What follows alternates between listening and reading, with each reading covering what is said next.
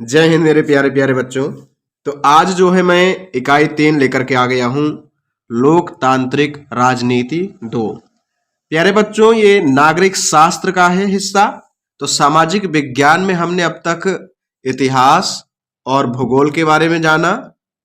आज हम इकाई 1 जो है इकाई 3 के अंतर्गत पहला अध्याय सत्ता की साझेदारी पढ़ेंगे। तो एग्जाम से पहले पहले ये जो है चैप्टर आप रेडी कर लेंगे तो आपको 5 से 6 नंबर जरूर मिल जाएंगे, क्योंकि इससे बहुविकल्पी भी प्रश्न पूछा जाता है और लघु उत्तरीय दीर्घ उत्तरीय प्रश्न भी। छोटा सा चैप्टर है, आप शुरू से अंत तक जरूर देखेंगे।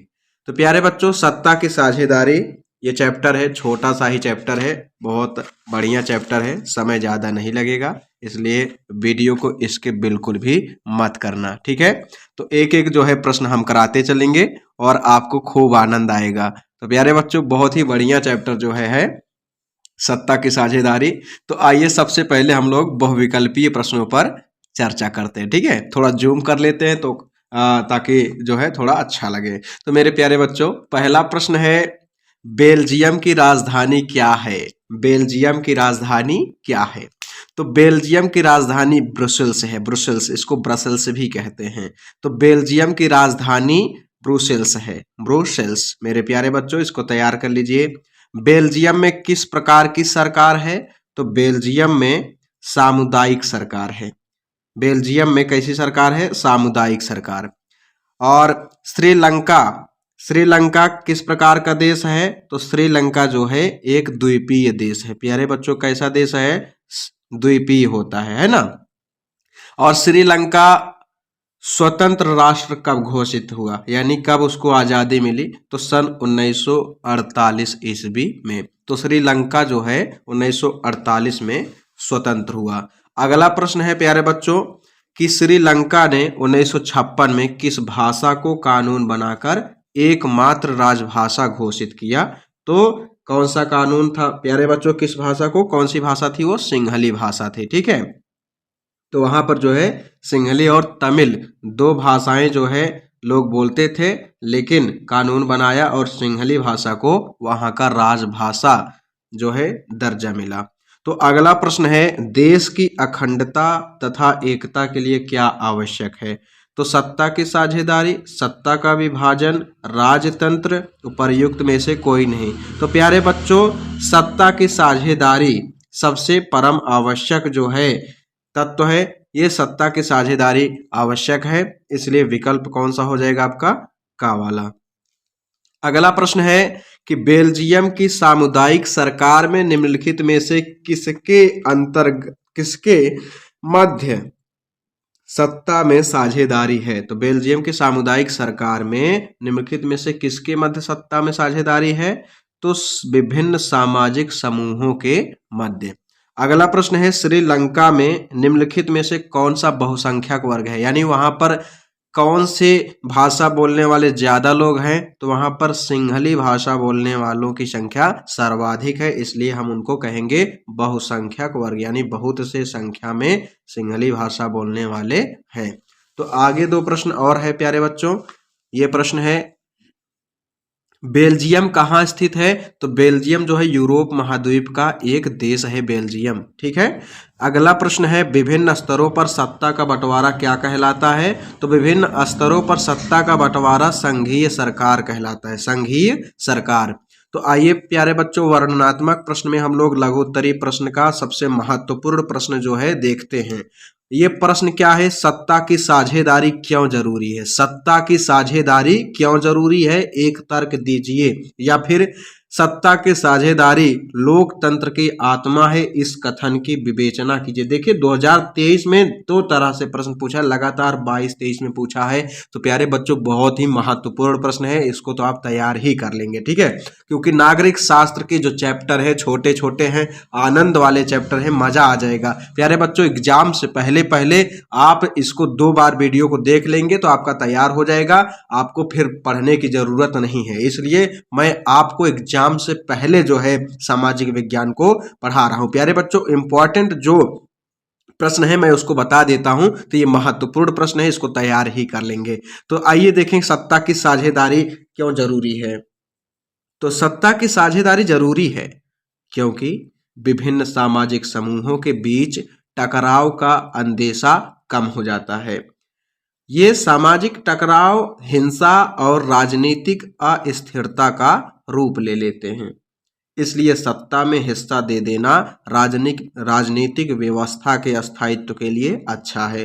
तो बहुसंख्यक समुदाय की इच्छा को बाकी सभी पर थोपना देश की अखंडता के लिए घातक हो सकता है ना। जैसे किसी देश में प्यारे बच्चों कई वर्ग के लोग रह रहे हैं। जैसे मान लेते हैं हिंदू हैं, क्या है, हिंदू हैं।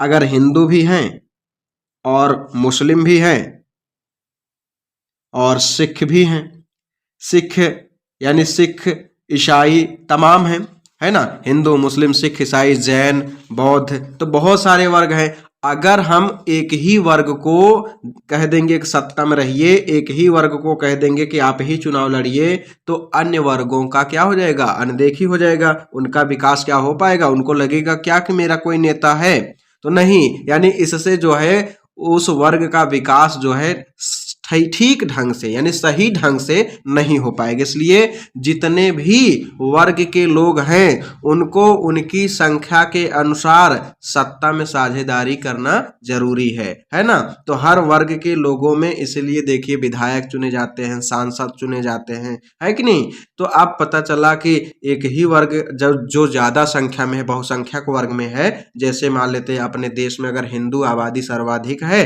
तो अगर हिंदू में ही अगर कह देंगे कि केवल हिंदू ही चुनाव लड़ सकते हैं, तो अन्य धर्मों के लोग क्या करेंगे, उनको लगेगा कि मेरे धर्मों के लिए कोई काम ही नहीं हो रहा है, मेरी बात नहीं सुनी जा रही है ना। तो इसलिए सत्ता की साझेदारी जरूरी है, यानी हर वर्ग के लोगों को चुनाव में खड़े होने का अधिकार है और हर किसी को वोट देने का अधिकार है।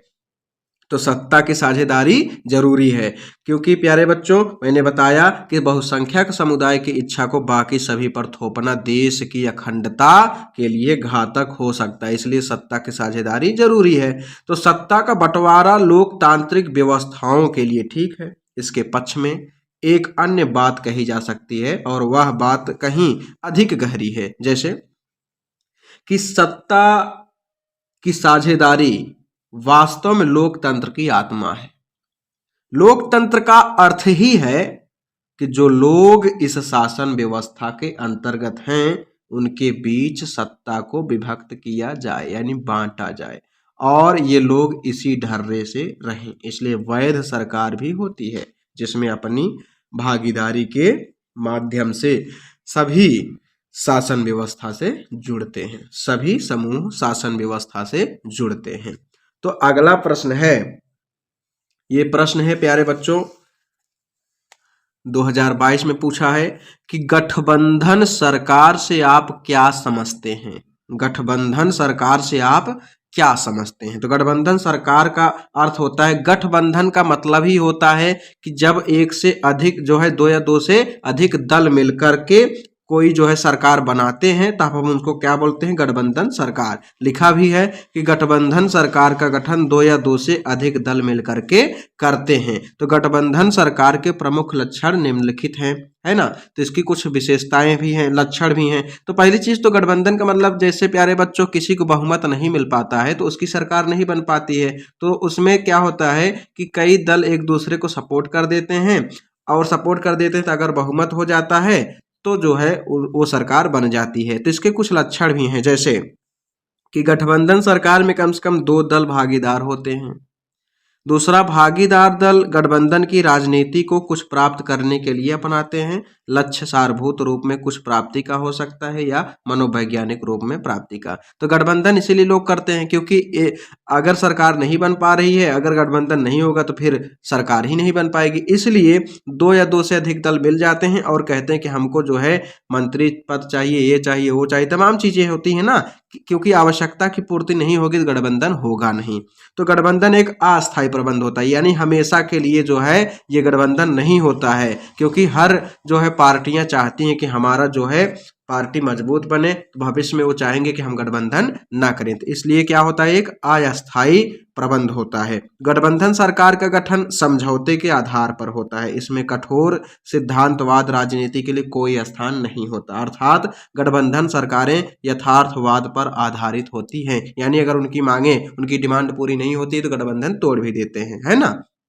जैसे बिहार में देखिए क्या चल रहा है, लालू प्रसाद यादव जी का और नीतीश कुमार जी का, वो दोनों अभी गठबंधन में थे। अब नीतीश कुमार जी लालू यादव जी की जो पार्टी थी उससे क्या हो गए, अलग हो गए। अब उन्होंने भाजपा का साथ ज्वाइन कर लिया, है ना। तो सरकारें क्या होती हैं, एक दूसरे के साथ जुड़ती रहती हैं और उनके रिश्ते से मतलब कि हटते भी रहते हैं, यानी गठबंधन टूटता भी रहता है, जुड़ता भी रहता है। ये पार्टियों में होता रहता है। तो गठबंधन का प्रत्येक प्रमुख भागीदार दल अपनी राजनीतिक शक्ति में वृद्धि कर अकेले ही सत्ता प्राप्त करने की इच्छा रखता है। हमने बताया ना कि गठबंधन प्रत्येक पार्टी क्या चाहती है कि हम अपना जो है सब कुछ अच्छा से करें। भले गठबंधन रहेगा लेकिन वो अपनी कोशिश ये रखेगी कि हम इनसे जल्दी जल्दी गठबंधन तोड़ लें। इसलिए तोड़ लें क्योंकि जो है अब भविष्य में जो है अकेले चाहेंगे कि हम ही जो है राज करें, है ना। तो इसलिए वो अपनी मजबूती से चुनाव लड़ते हैं और ज़्यादा से ज़्यादा कोशिश करते हैं कि हमारे जो सीट हैं ज़्यादा से ज़्यादा निकलें। तो इसलिए कोई भी सरकार नहीं चाहेगी कि हम हमेशा जीवन भर गठबंधन सरकार ही बनाते रहें, क्योंकि समय एक जैसा नहीं रहता। तो दीर्घोत्तरी प्रश्न में आइए जरा देखते हैं प्यारे बच्चों। ये प्रश्न है दीर्घोत्तरी में कि श्रीलंका में बहुसंख्यकवाद और इसके प्रभावों का वर्णन कीजिए। तो श्रीलंका 1948 में स्वतंत्र राष्ट्र बना। सिंहली समुदाय के नेताओं ने अपनी अधिक संख्या के बल पर शासन व सत्ता पर प्रभुत्व जमाना चाहा।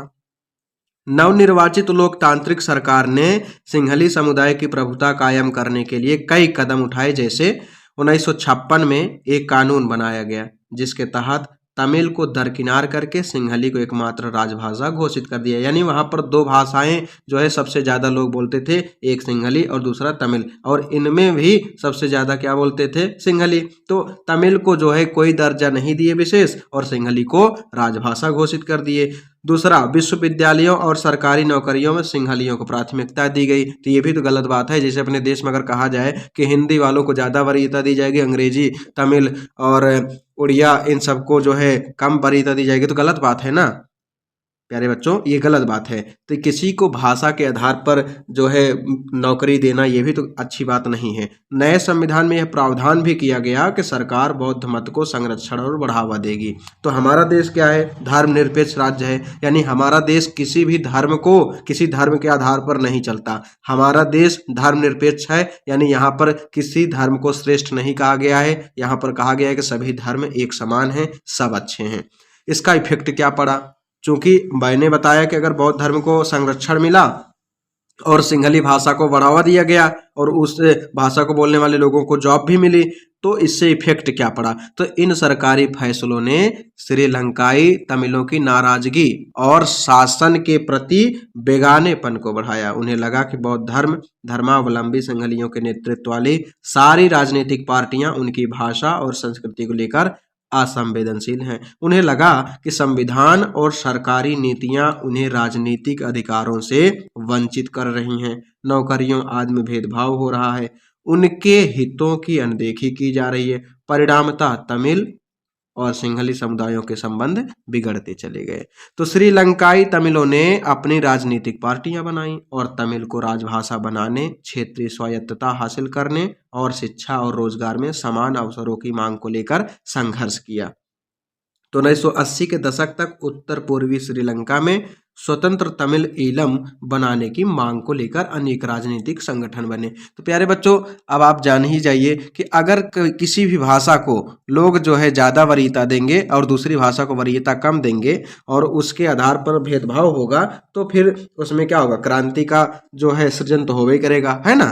तो इसीलिए जो है श्रीलंका में भी क्या हुआ कि जो तमिल भाषा बोलते थे वो अपनी जो है लड़ाई के लिए, अपने हक की लड़ाई के लिए जो है वो देश के खिलाफ जो है देश के सरकार के खिलाफ मोर्चा खोले, है ना। तो और उन्होंने जो है कहा कि तमिल को भी उतनी वरीयता दी जाए जितनी कि सिंहली को। तो श्रीलंका के दो समुदायों के बीच टकराव ने गृह युद्ध का रूप धारण कर लिया। यानी जब घर में ही युद्ध होने लगे, यानी एक ही देश में युद्ध होने लगे, तो हम उसको क्या कहते हैं, गृह युद्ध है। परिणाम स्वरूप दोनों पक्षों के हजारों लोग मारे जा चुके हैं, हजारों लोग मारे जा चुके हैं। अनेक परिवार अपने मुल्क से भागकर शरणार्थी बन गए हैं, यानी दूसरे देश में जाकर के रह रहे हैं। कई गुना लोगों की रोजी रोटी चौपट हो गई। तो इस प्रकार बहुसंख्यकवाद के कारण श्रीलंका जो आर्थिक विकास, शिक्षा और स्वास्थ्य के मामले में उच्च स्थान पर आता है, किंतु वहां के गृह युद्ध ने मुल्क यानी देश के सामाजिक, सांस्कृतिक और आर्थिक जीवन में काफी परेशानियां पैदा कर दी। हाल ही में एक सैनिक अभियान में लिट्टे प्रमुख प्रभाकरण की मृत्यु के बाद यह गृह युद्ध खत्म हो गया। तो प्यारे बच्चों, क्या होता है कि जब एक ही जो है चलेगा, एक ही वाद चलेगा, सिंहली भाषा ही चलेगी, तो ये तो सब होगा ही, है ना। तो आगे है प्यारे बच्चों, एक प्रश्न है, एनसीईआरटी का प्रश्न है। यह है प्रश्न प्यारे बच्चों, आधुनिक लोकतांत्रिक व्यवस्थाओं में सत्ता की साझेदारी के अलग अलग तरीके क्या हैं? इनमें से प्रत्येक का एक उदाहरण भी दीजिए। तो आधुनिक लोकतांत्रिक व्यवस्थाओं में सत्ता की साझेदारी के अनेक रूप हो सकते हैं, जैसे कि शासन के विभिन्न अंगों के बीच बंटवारा, शासन के विभिन्न अंगों के बीच बंटवारा। तो शासन के विभिन्न अंग जैसे विधायिका, कार्यपालिका और न्यायपालिका के बीच सत्ता का बंटवारा रहता है। इसमें सरकार के विभिन्न अंग एक ही स्तर पर रहकर अपनी अपनी शक्ति का उपयोग करते हैं। इसमें कोई भी एक अंग सत्ता का असीमित प्रयोग नहीं करता, यानी विधायिका, कार्यपालिका और न्यायपालिका अपना जो है अपना अपना काम करते हैं, लेकिन ऐसा नहीं है कि इसमें से कोई एक्स्ट्रा काम करने लगे और एक दूसरे के ऊपर उठ करके काम करने लगे, बिल्कुल नहीं। तो यानी कि हर अंग दूसरे पर अंकुश रखता है। इससे विभिन्न संस्थाओं के बीच सत्ता का संतुलन बना रहता है। इसके सबसे अच्छे उदाहरण अमेरिका व भारत हैं। यहाँ विधायिका कानून बनाती है और कार्यपालिका जो है कानून को लागू करती है तथा न्यायपालिका न्याय करती है। भारत में कार्यपालिका संसद के प्रति उत्तरदायी है और न्यायपालिका की नियुक्ति कार्यपालिका करती है और न्यायपालिका कार्यपालिका और विधायिका के कानूनों की जांच करके उन पर नियंत्रण रखती है। दूसरा है सरकार के विभिन्न स्तरों में बंटवारा। तो पूरे देश के लिए एक सरकार होती है जिसे केंद्र सरकार या संघ सरकार कहते हैं। फिर प्रांत या क्षेत्रीय स्तर पर अलग अलग सरकारें बनती हैं जिन्हें अलग अलग नामों से पुकारा जाता है। भारत में इन्हें राज्य सरकार कहते हैं। इस सत्ता के बंटवारे वाले देशों में संविधान में इस बात का स्पष्ट उल्लेख होता है कि केंद्र और राज्य सरकारों के बीच सत्ता का बंटवारा किस तरह होगा। तो सत्ता के ऐसे बंटवारे को ऊर्ध्वाधर वितरण कहा जाता है। भारत में केंद्र और राज्य स्तर के अतिरिक्त स्थानीय सरकारें भी काम करती हैं। इनके बीच सत्ता के बंटवारे के विषय में संविधान में स्पष्ट रूप से लिखा गया है, जिससे विभिन्न सरकारों के बीच शक्तियों को लेकर कोई तनाव ना हो, है ना प्यारे बच्चों। जैसे अगर देखा जाए तो केंद्र सरकार में प्रधानमंत्री नरेंद्र मोदी जी हैं और अगर देखा जाए उत्तर प्रदेश में किसकी गवर्नमेंट है? बीजेपी की ही है, लेकिन इसके जो मुख्यमंत्री कौन है प्यारे बच्चों? योगी आदित्यनाथ जी। तो क्या है, ऊपर कौन है? मोदी जी। उसके नीचे कौन है बताइए? योगी जी, है ना। तो मतलब ऊपर से नीचे तक इसी तरह जो है ऊर्ध्वाधर क्रम में जो है सरकारें बनी हुई हैं। तो प्यारे बच्चों, कुछ काम जो है बड़े काम जैसे देख सकते हैं केंद्र सरकार ही जो है करती है और राज्य में जो है काम करती है राज्य सरकार। इसके अलावा केंद्र और राज्य सरकार दोनों मिलकर के भी काम करते हैं, है ना। और आइए देखिए तीसरा पॉइंट। तो विभिन्न सामाजिक समूहों के बीच सत्ता का बंटवारा। कुछ देशों के संविधान में इस बात का प्रावधान है कि सामाजिक रूप से कमजोर समुदाय और महिलाओं को विधायिका और प्रशासन में हिस्सेदारी दी जाए ताकि लोग स्वयं को शासन से अलग ना समझने लगे। अल्पसंख्यक समुदायों को भी इसी तरीके से सत्ता में उचित हिस्सेदारी दी जाती है। बेल्जियम में सामुदायिक सरकार इस व्यवस्था का अच्छा एग्जाम्पल है। चौथा है राजनीतिक दलों व समूहों द्वारा सत्ता का बंटवारा। तो लोकतांत्रिक व्यवस्था में सत्ता बारी बारी से अलग अलग विचारधारा और सामाजिक समूहों वाली पार्टियों के हाथ आती जाती रहती है। तो लोकतंत्र में हम व्यापारी, उद्योगपति किसान और औद्योगिक मजदूर जैसे कई संगठित हित समूहों को भी सक्रिय देखते हैं। सरकार की विभिन्न समितियों में सीधी भागीदारी करने या नीतियों पर अपने सदस्य वर्ग के लाभ के लिए दबाव बनाकर ये समूह भी सत्ता में भागीदारी करते हैं। अमेरिका इसका अच्छा एग्जाम्पल है। वहाँ 2 राजनीतिक दल प्रमुख हैं जो चुनाव लड़कर सत्ता प्राप्त करना चाहते हैं, और दबाव समूह चुनाव के समय व चुनाव जीतने के बाद राजनीतिक दलों को आर्थिक मदद करके सार्वजनिक नीतियों को प्रभावित करके सत्ता में भागीदारी निभाते हैं। तो प्यारे बच्चों, ये तो था छोटा सा चैप्टर सत्ता की साझेदारी। बहुत ही अच्छा चैप्टर था। आप इसको 1 बार 2 बार जो है रिवीजन कर लीजिए, बढ़िया देख लीजिए और एग्जाम में अच्छे नंबर आप प्राप्त करेंगे। ठीक है, तब तक के लिए आप सबको बहुत बहुत धन्यवाद। आप सब इस वीडियो को ज़्यादा से ज़्यादा बच्चों तक शेयर करें ताकि उनको भी इस वीडियो का लाभ मिल सके। जय हिंद।